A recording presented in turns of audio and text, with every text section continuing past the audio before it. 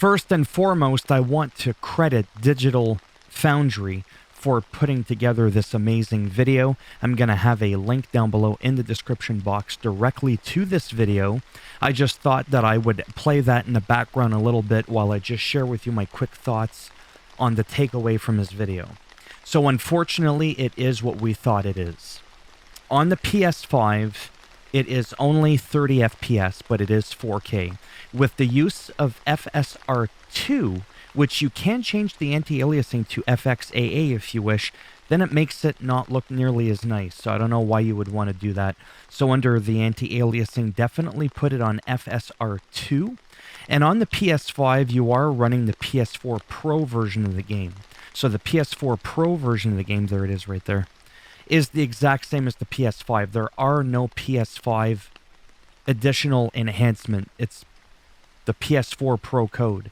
And then the base PS4 runs at 1080p. The UI is at 720p. So it's just absolutely baffling to see.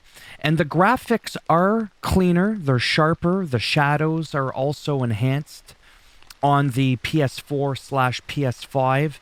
That his overall takeaway with all of this is, why didn't Xbox get an upgrade? Because you can play it on a Series X. On a Series S, it's not quite as strong in terms of the enhancements that you get.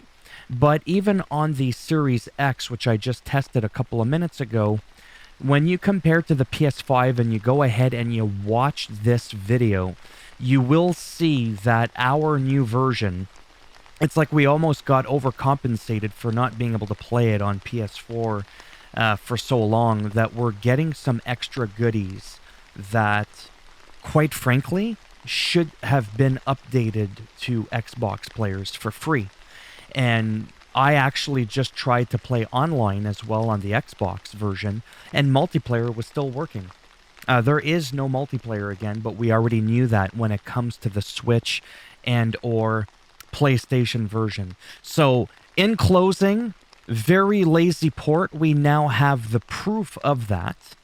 Okay? 30 FPS, it's the PS4 Pro version or the PS4 version. Those are the two differences, but through backwards compatibility, naturally you could play it on PS5. Again, you can change between FSR2 and FXAA.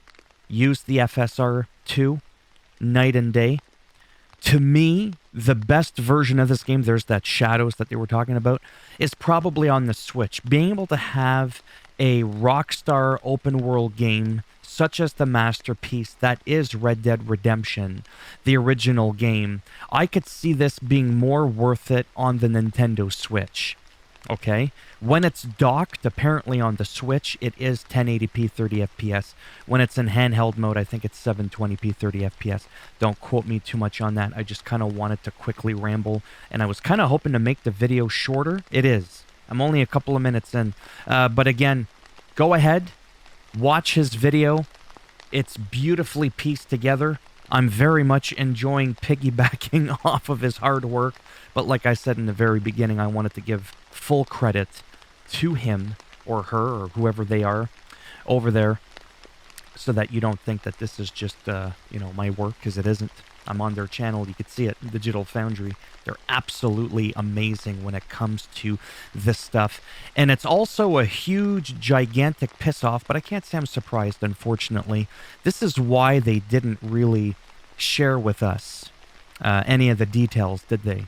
I mean, we don't need to get into what this should have been, okay? To me, this is like a $10 game. I know it sounds harsh, but you can get the game for $10. There's basically very few differences. It is not worth the near $80 price that they're asking for it in Canadian funds. That's like 20 bucks US.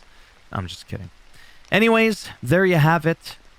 If you have any other questions, chances are the Digital Foundry video will answer all of those questions. I am going to stick to the Series X version of the game. I had actually kind of forgotten that you could do it through backwards compatible.